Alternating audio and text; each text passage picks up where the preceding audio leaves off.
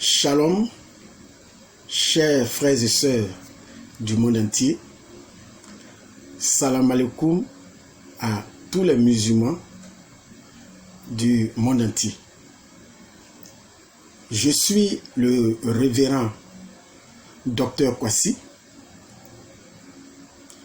et que la paix, la grâce et la bénédiction de notre Seigneur soient avec vous tous.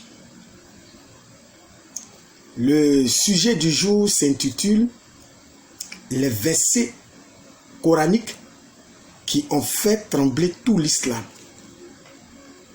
Eh bien, cela n'est pas une fiction, mais c'est la réalité. Il existe bel et bien certains versets dans le Coran qui font trembler l'islam. Mais avant de rentrer dans le développement de cette problématique, je tiens à inviter mes amis musulmans à prendre note, à écrire toutes les sources qui vont faire partie de mon développement dans l'objectif d'aller vérifier que notre Seigneur vous bénisse. Alors, comme je disais, la sourate 53, verset 19 jusqu'au verset 23, est le jour où le prophète Mohammed a reconnu les idoles des païens qui sont, je cite les noms, Al-Lat, Al-Uzza et Manat. Alors, lisons premièrement cette sourate 53, versets 19 à 23, ce qu'elle était avant son altération ou sa falsification. Permettez-moi de faire la lecture de Al-Tabari par rapport à cette sourate.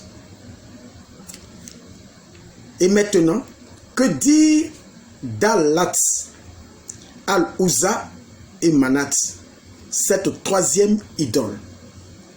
Ces idoles sont d'illustres divinités dont l'intercession doit être espérée.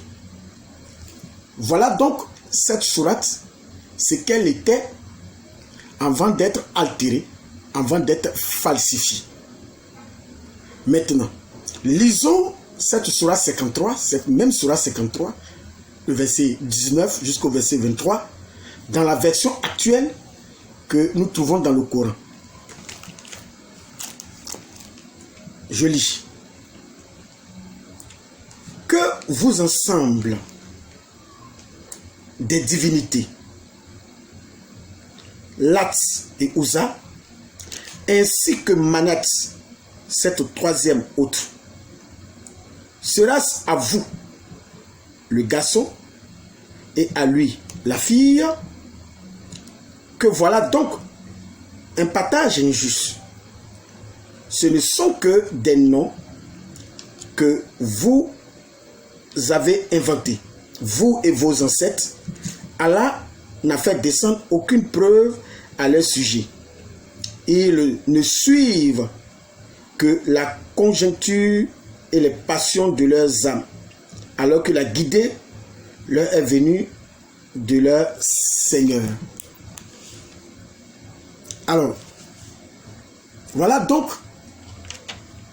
cette sourate 53, verset 19 jusqu'au verset 23, ce que nous trouvons actuellement dans le Coran. Et nous nous rendons compte que la version authentique, c'est-à-dire cette sourate, comme je viens de faire la lecture dans sa version authentique, indique que Mohammed a reconnu ces idoles dont je viens de citer, ces trois idoles, tels que Al-Lat, Al-Uzza et Manat, Mohammed les a reconnus comme d'illustres divinités dont l'intercession doit être espérée. Alors que lorsque nous lisons la falsification, l'altération de cette même sourate, dans le Coran actuel, ce n'est pas ce que nous avons. Dans le Coran actuel, on voit ici que Allah fait des reproches ici aux Quraïsh, aux adorateurs de ces trois, si vous voulez, idoles. Allah fait des reproches du fait que ils ont désigné ces trois idoles, c'est-à-dire les Quraïsh et les autres tribus de l'Arabie, ont désigné ces trois idoles comme étant les filles de Dieu. Comme étant les filles de Dieu. Et Allah, ici, intervient dans le but de se plaindre. Vous dites non. Vous ne pouvez pas dire que ces idoles-là sont mes filles. Je lis d'ailleurs, si vous n'avez pas fait attention, que vous, ensemble des divinités, Lat et Uzza, ainsi que Manat, cette troisième hôte, serait-ce à vous le garçon et à lui la fille? Vous voyez que voilà donc un partage injuste. Ce ne sont que des noms que vous avez inventés, vous et vos ancêtres. Allah n'a fait descendre aucune preuve à leur sujet. Ils ne suivent que la conjoncture et les passions de leurs âmes alors que la guidée leur est venue de leur Seigneur. Donc Allah ici se plaint du fait qu'on lui a attribué ces trois idoles-là comme étant ses filles. Et les hommes sont les fils des hommes. Mais ces trois idoles sont les filles de Dieu par lesquelles on pourrait passer pour atteindre Allah. Et Allah sort dans cette sourate pour se plaindre, pour dire que ces trois-là ne sont pas ses filles, qu'il n'a apporté aucune preuve pour prouver que ce sont ses filles, ces trois idoles. Vous voyez, ça c'est ce que nous avons dans le Coran actuel. Mais dans le Coran passé, c'est-à-dire le Coran, la version authentique, si vous voulez, de ce passage-là, cela est différent. Parce que dans la version authentique, ce qui est dit, c'est « Et maintenant, que dit Lat, Al-Uzza et Manat, cette troisième idole? Ces idoles sont d'illustres divinités dont l'intercession doit être espérée. » Donc vous voyez, ça c'est la version authentique qui va être transformée, altérée, falsifiée plus tard, c'est-à-dire 8 ans plus tard après la révélation de cette révélation. Comme vous peut-être le savez déjà, cette sourate 53, verset 19 jusqu'au verset 23, qui reconnaissait Al-Lat, Al-Uzza et Manat comme des divinités dont leur intercession doit être espérée, est restée pendant 8 ans dans le Coran. Je dis bien 8 ans. En un mot, si vous voulez, cela veut dire que pendant 8 ans, Mohammed et les musulmans ont adoré ces trois divinités qui sont Al-Lat, Al-Uzza, Manat, en même temps qu'ils adoraient Allah. Alors, pourquoi je le dis? Cela est clair, le verset parle de lui-même. La sourate 53, dont le nom en arabe est Al-Najm, qu'on peut traduire par l'étoile, c'est-à-dire, si vous voulez, la sourate qui contenait des versets sataniques, est la première, je précise, est la première sourate dans laquelle une prosternation a été mentionnée pour la première fois. Cette sourate Najm est la première sourate dans laquelle une prosternation a été mentionnée pour la première fois. Permettez-moi de vous donner les références par rapport à cela. Nous prenons Sahih al-Bukhari numéro 1071. Je lis. D'après Ibn Abbas, le prophète a dit: je me suis prosterné en récitant An-Najm, c'est-à-dire cette sourate qui contenait les versets sataniques, et avec lui se sont prosternés les musulmans, les païens, les djinns et tous les êtres humains. Je vous donne encore Sahih al-Bukhari numéro 6862. D'après Ibn Abbas, le prophète s'est prosterné quand il a fini de réciter la sourate An-Najm. Cette même sourate-là, de l'étoile, ou cette sourate 53, où nous avons les versets sataniques. Et tous les musulmans, les païens, les djinns et les êtres humains se sont prosternés avec lui. Je vous donne encore Sahih al-Bukhari numéro 6863. Écoutez bien. Abdallah a rapporté la première sourate dans laquelle une prosternation a été mentionnée était la sourate An-Najm. Entre parenthèses, la sourate de l'étoile. Le messager d'Allah s'est prosterné en le récitant et tout le monde derrière lui s'est prosterné, sauf un homme que j'ai vu prendre une poignée de poussière dans sa main et se prosterner dessus. Plus tard, j'ai vu cet homme être tué en tant qu'infidèle et c'était Umayya bin Khalaf. Vous voyez un peu. Donc, cette sourate qui nous raconte l'histoire des versets sataniques est la première sourate qui a ordonné la prosternation. Donc, nous voyons ici que les musulmans se sont prosternés pour la première fois devant la première fois que les musulmans, excusez-moi, se sont prosternés, c'était devant ces divinités païennes. Voilà. Alors, autre chose à retenir, c'est que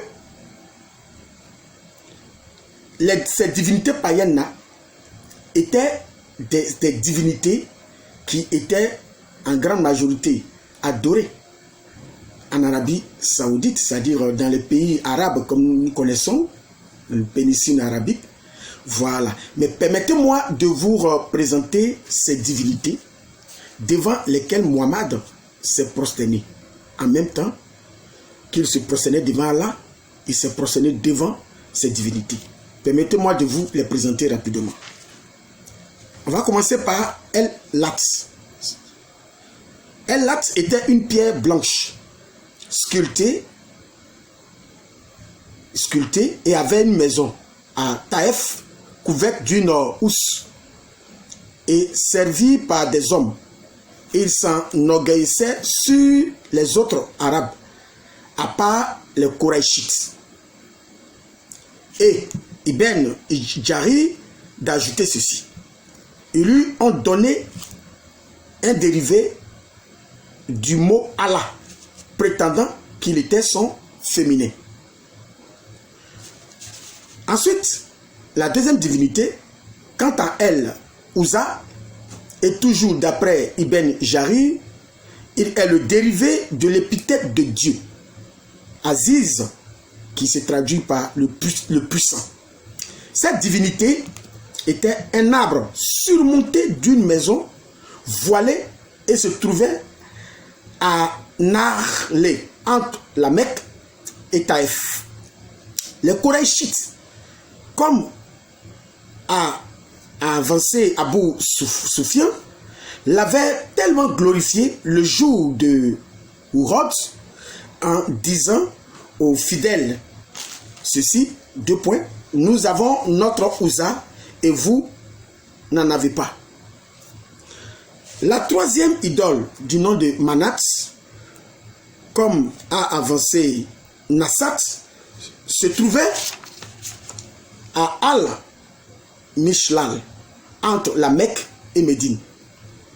Les 2 tribus, Al-Awis et Al-Razraj, du temps de Jahiliya, la glorifiaient et la prenaient comme un lieu d'où ils commençaient à faire la talbia pour faire le pèlerinage à la Kaaba. Dans le verset précité, elle a été mentionnée seule parce qu'elle était la plus célèbre. Ces maisons réservées aux idoles Les polythéistes les respectaient et faisaient les tournées processionnelles, c'est-à-dire ils tournaient autour, tout comme les fidèles musulmans les font autour de la Kaaba. Elles avaient leurs servants pour les entretenir et on immolait les offrandes auprès d'elles. El-Ouza était l'idole des Koraïchites et de Bani Kinana. Donc, voilà présenter ces trois idoles devant lesquelles Muhammad s'est prosterné. En même temps qu'il se prosternait devant Allah, il a souhaité l'adoration de ces idoles-là. Alors, autre chose encore à retenir, c'est que Muhammad a passé 13 ans à la Mecque et 10 ans à Médine. Et la sourate de l'étoile a été révélée la 5e année de la révélation à la Mecque. Cette sourate de l'étoile du verset 1 jusqu'au verset là où il est question de le verset satanique, cette sourate de l'étoile qui est la sourate 53, dans sa première moitié, fut révélée à la Mecque et l'autre moitié a été révélée à Médine, c'est-à-dire la deuxième moitié de ce chapitre 53 qui est très long. Alors, la sourate du pèlerinage arrive 8 ans après la sourate de l'étoile. Alors, que dit la sourate du pèlerinage? Dans cette sourate du pèlerinage, nous avons un stratagème que Allah et son prophète vont mettre sur place pour blanchir Muhammad du fait qu'il ait récité des versets sataniques dans la sourate 53, comme nous venons de l'étudier. Donc cette sourate du pèlerinage, c'est la sourate 22. La sourate 22, à partir du verset 52 jusqu'au verset 54. Nous voyons dans cette sourate que Muhammad est blanchi par Allah. Allah trouve des excuses au fait que Muhammad ait récité des versets sataniques, des versets qui crédibilisaient l'adoration ou la prière que l'on devait faire à ces trois divinités dont je viens de faire mention, Al-Lat, Al-Uzza et Manat. Alors, comme je disais, la sourate du pèlerinage est arrivée 8 ans après la sourate de l'étoile. 8 ans, c'est-à-dire pendant 8 ans, comme je le disais, cette sourate où Muhammad, ici, donnait de la crédibilité à ces trois divinités païennes, est restée dans le livre d'Allah, c'est-à-dire le Coran, pendant 8 années. Et Allah dit dans la sourate du pèlerinage, c'est-à-dire la sourate 22, qu'il a laissé ces versets sataniques-là dans le Coran pour tester les cœurs des croyants. Mais la vraie raison, ce que vous devez retenir, la vraie raison, c'est que lorsque Muhammad, vous savez qu'après Muhammad a quitté la Mecque, il s'est rendu à Médine. La Médine qui était une ville où il y avait beaucoup de chrétiens et de juifs. Donc vous imaginez qu'il y avait beaucoup de fils d'Abraham là-bas. Et les fils d'Abraham sont reconnus par le fait qu'ils croient à un seul Dieu. Les fils d'Abraham sont dans le monothéisme, c'est-à-dire ils n'invoquent l'existence que d'un seul Dieu. Alors Muhammad qui quitte la Mecque qui était une ville où il y avait aussi des chrétiens et des juifs, mais ils n'étaient pas nombreux à la Mecque, puisque la grande majorité étaient des idolâtres. Muhammad qui quitte cette ville de la Mecque, qui se rend à Médine, où il arrive en plein dans cette ville-là, où il fait la connaissance de beaucoup de juifs qui y sont et beaucoup de chrétiens.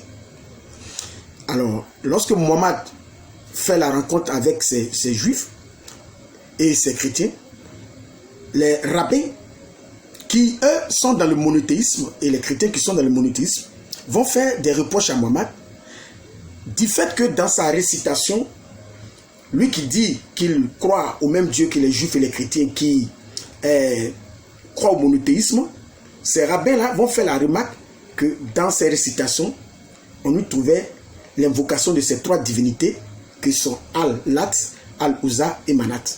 Donc ils vont lui faire ce reproche pour dire, mais toi tu dis tu crois au Dieu d'Abraham. Mais qu'est-ce qui se passe dans ta récitation? Qu'est-ce qu'il y a? Pourquoi tu invoques ces 3 divinités païennes?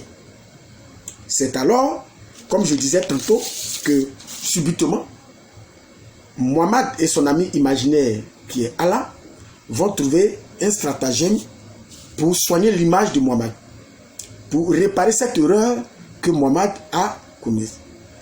C'est alors que arrive la sourate 22, le verset 52 jusqu'au verset 54.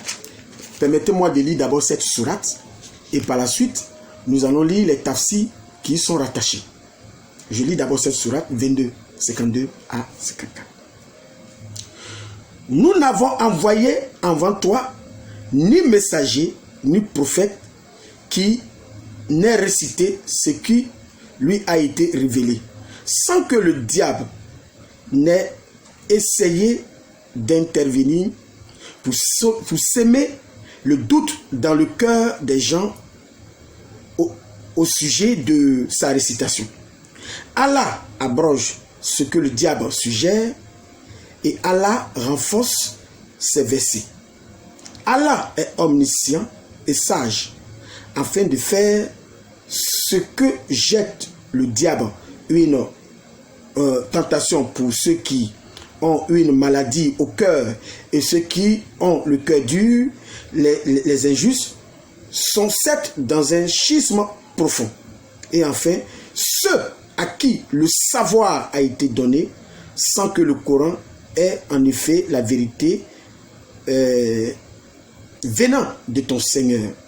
Vous voyez. Donc ici, c'est alors qu'arrive cette sourate 22, verset 52 à 54, pour soigner l'image de Mohammed, du fait que Mohammed ait récité des versets sataniques dans la sourate 53, verset 19 à 23. Donc, cette sourate arrive à pic. Comme par hasard, après le reproche des Juifs et des chrétiens, par rapport à ces 3 divinités que l'on trouvait dans la récitation de Mohammed. Vous trouvez que cela n'est pas un peu comme une coïncidence, n'est-ce pas? Mais en réalité, Mohammed et son Allah sont des fins stratèges. Alors, il trouve ici une excuse à Mohammed pour dire non, que lui, Allah, il n'a jamais envoyé de messager, ni de prophète ou d'apôtre, que le diable qui n'ait récité ce qui lui a été révélé, sans que le diable n'ait essayé d'intervenir pour s'aimer le doute dans le cœur des gens. Vous voyez. Et ce qui m'intéresse, c'est que Allah lui-même dit qu'il a laissé ça exprès. Il a laissé Mohammed réciter les versets sataniques exprès, dans le but de tester le cœur des croyants. Donc, pour tous ceux qui disent par-ci, par-là, que Mohammed n'a jamais récité de versets sataniques, je pense que vous êtes contredits par cette sourate du pèlerinage. Cette sourate 22, versets 52 à 54. Parce que dans cette sourate, Allah lui-même reconnaît que Mohammed a bel et bien récité les versets sataniques. C'est-à-dire, Mohammed a bel et bien reconnu ces 3 divinités-là comme étant d'illustres divinités dont on doit prier, on doit invoquer. Que l'on doit prier ou invoquer. Excusez-moi. Alors, nous allons lire le tafsir sur la sourate 22. Cette sourate-là du pèlerinage. Verset 52 à 54. Mais avant de faire la lecture, pour voir que dit Ibn Kathir, que dit Tabari, que dit certains savants par rapport à ce passage, je tiens à vous encourager à partager cette vidéo et à vous abonner pour m'encourager dans le travail de Dieu que nous sommes en train de battre ensemble. Que le Seigneur vous bénisse. Alors, lisons maintenant le tafsir qui sont rattachés à cela. Alors, je commence au début. Nombre des exégètes commentant ces versets ont fait allusion à l'histoire des idoles. Ceci eut lieu quand les immigrés parmi les fidèles retournaient à l'Éthiopie, croyant que les idolâtres de Koraïch avaient embrassé l'islam. On commence maintenant. À la Mecque, le messager de Dieu, qu'Allah le bénisse et le salue, récita la sourate de l'étoile. c'est-à-dire la sourate 53. Arrivé à ces versets, et maintenant, que dire d'El Lat et d'El Uzza et de Manat, cette troisième idole? Coran 53, 19 à 20, ou si vous voulez 23. Satan jeta sur sa langue ses propos. Ça, c'est ce que dit ce tafsir. Qu'est-ce que Satan a jeté sur les lèvres de Mohammed? Écoutons ceci. Ces idoles sont les plus distinguées, dont leur intercession sera acceptée. Les idoles s'écrièrent, c'est-à-dire les idolâtres, excusez-moi, s'écrièrent. Alors, il n'a jamais mentionné nos divinités en bien avant ce jour-ci. Donc, quand les idolâtres ont entendu que Mohammed a encouragé l'adoration de ces trois divinités, ils étaient en joie. Ils ont commencé à applaudir.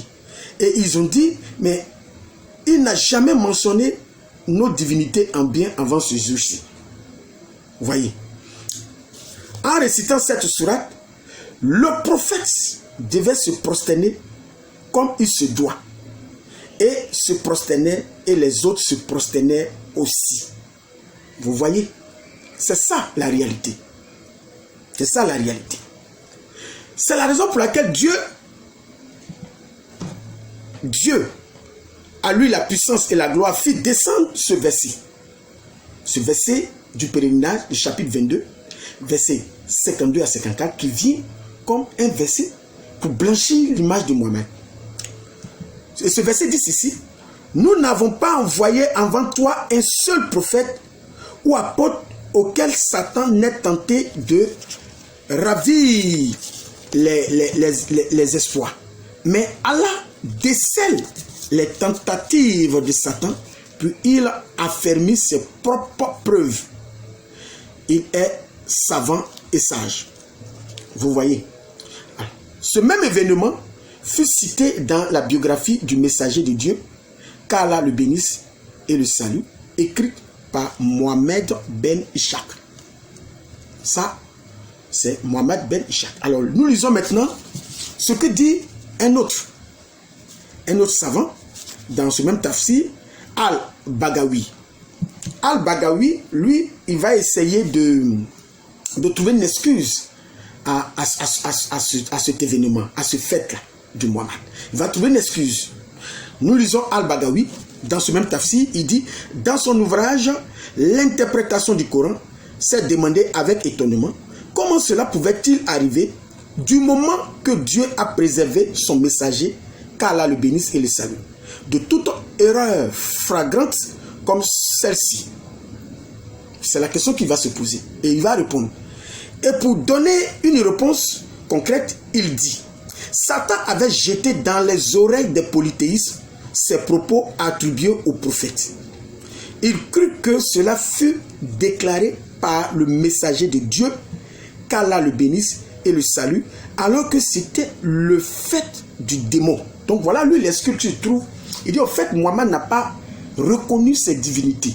Mais dans la citation de Mohammed, le diable est rentré dans l'oreille de tous ceux qui écoutaient et a transformé les dits de Mohammed. C'est ce que Al-Bagawi a trouvé comme excuse par rapport à ce phénomène, à cet événement-là, où Mohammed récite les versets sataniques. C'est de cette façon qu'on doit commenter un tel événement. C'est ce qu'il dit, Al-Bagawi. Alors, nous lisons maintenant un autre savant, dans ce même tafsir, du nom de Al-Bukhari, rapporte que Ibn Abbas, dans son commentaire, a dit, quand un prophète désirait quelque chose, Satan lançait autre chose dans son désir. Puis Dieu abroge ce que Satan lance. Donc vous voyez un peu ce que Al-Bukhari rapporte de Ibn Abbas. Donc nous poursuivons. Dieu dit à la suite, si Allah tolère, écoutez bien, les manœuvres de Satan, c'est pour éprouver les cœurs incertains ou endurcis. C'est-à-dire de ceux dont les cœurs contiennent des doutes du polythéisme et incrédulité, comme ceux qui se sont réjouis des propos attribués au prophète. Qu'Allah le bénisse et le salue, croyant que cela venait de Dieu et non de Satan. Donc, vous voyez un peu, tous ces grands savants vont essayer de trouver, pour certains, vont affirmer réellement que Mohammed a récité, et pour d'autres vont trouver des excuses. Mais ce qui est intéressant, c'est que la sourate du pèlerinage, la sourate 22, est claire. Allah lui-même reconnaît que Mohammed a récité ces versets sataniques, que Mohammed a reconnu ces idoles-là comme d'illustres divinités dont leur intercession est espérée. Mohammed les a reconnus. Et ça, on ne peut pas changer cela. Puisque dans cette sourate 22-là du pèlerinage, Allah lui-même descend pour dire que s'il a laissé Mohammed réciter ces versets sataniques, c'était pour prouver la foi de tous ceux qui écoutaient. Donc, tout ce que ces commentateurs vont raconter plus tard sur les réseaux sociaux, les posés musulmans, tout ça c'est de la balivène. Parce que le chapitre 22, c'est-à-dire le chapitre du pèlerinage, ici est clair, où Allah lui-même fait l'aveu, effectivement, que Mohammed a récité ces versets-là, mais que lui, il a laissé ces versets-là être récités d'abord pour éprouver la foi de tous ceux qui écoutaient, et c'est suite après que lui, Allah, il a abrogé ces versets-là, il les a retirés. Donc, vous voyez qu'on ne peut pas épiloguer longtemps sur cela. Sur ce, chers musulmans, vous avez ici la preuve que votre prophète lui-même l'a dit dans la sourate 72, verset 21, qui n'est pas crédible, qui ne peut pas te mettre sur le droit chemin. Vous voyez. Il a fallu que les juifs et les chrétiens lui reprochent cette divinité-là, que lui-même s'en rend compte qu'il n'était pas dans le droit chemin, qu'il ne priait pas le Dieu monothéisme, le véritable Dieu, l'unique Dieu. Pour qu'il se rende compte. Vous voyez, c'est suite à cela, pour blanchir son image, lui et son ami Allah imaginaire vont inventer une sourate 22 pour nous dire des choses dormies debout. Donc vous voyez, alors Jésus, lui, il a dit dans Jean 14, verset 6, qu'il est le chemin. Pendant que Mohammed te dit qu'il ne peut pas te mettre sur le droit chemin, Jésus te dit qu'il est le chemin. Alors, ce chemin-là reste encore disponible pour toi. Parce que tant que tu vis, tu as encore cette possibilité de rattraper ton retard sur ce chemin-là. Sur ce, que Dieu vous bénisse. Amen.